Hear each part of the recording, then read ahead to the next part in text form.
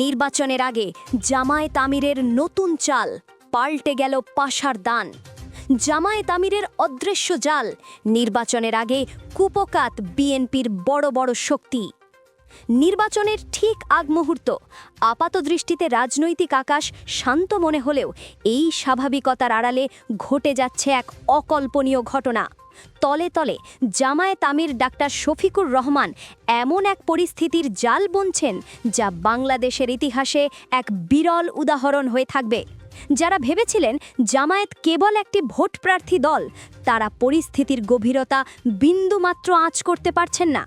পর্দার আড়ালে তৈরি হয়ে গেছে এক বিশাল খেলার ছক।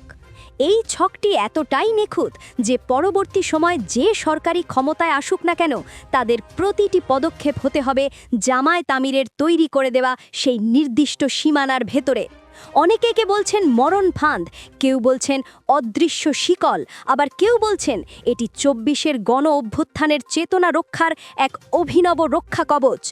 বাস্তবতা হলো, আগামী দিনের সরকারের হাত পা এখন থেকেই এক অদৃশ্য সুতোয় বেঁধে ফেলেছেন এই ঝানু রাজনীতিবিদ।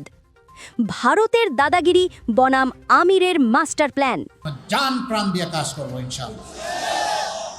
জামায়াত আমির ডাক্তার শফিকুর রহমান নিজেকে এমন এক কঠিন হিসেবে প্রমাণ করেছেন যে তার তৈরি করা কাঠামোর বাইরে যাওয়ার ক্ষমতা এখন আর কারও নেই।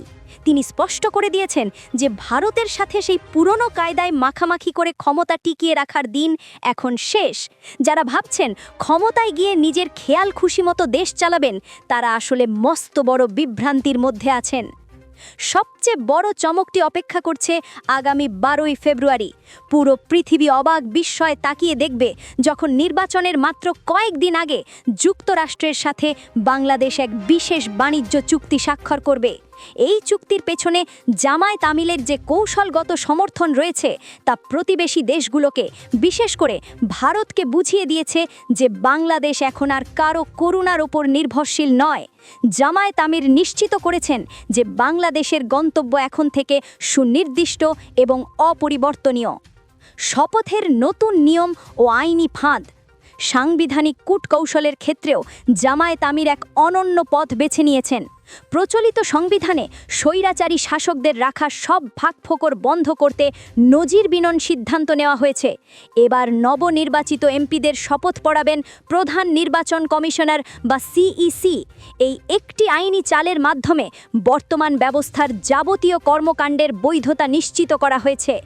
আপনি যদি এমপি হিসেবে শপথ নিতে চান, তবে আপনাকে এই কাঠামোর ভেতরেই ঢুকতে হবে।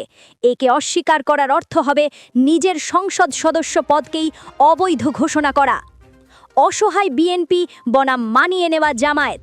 অনেকের মনে প্রশ্ন, বিএনপি কেন এই পরিস্থিতির সামনে এত অসহায়?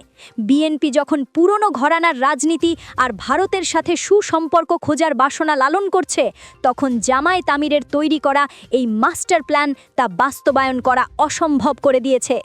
জামায়াত আমির ডাক্তার শফিকুর রহমান দেখিয়ে দিচ্ছেন যে কিভাবে ক্ষমতার দাপট ছাড়াও দেশপ্রেম আর বুদ্ধিমত্তা দিয়ে একটি রাষ্ট্রের গোটা চেহারা পাল্টে দেওয়া যায়।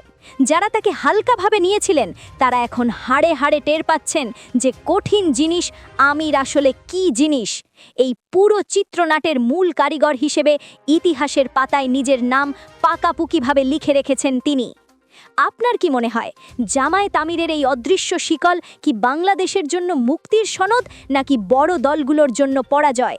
আপনার সাহসী মতামত কমেন্টে জানান এবং ভিডিওটি শেয়ার করে রাজপথের এই নতুন সমীকরণ সবাইকে জানিয়ে দিন।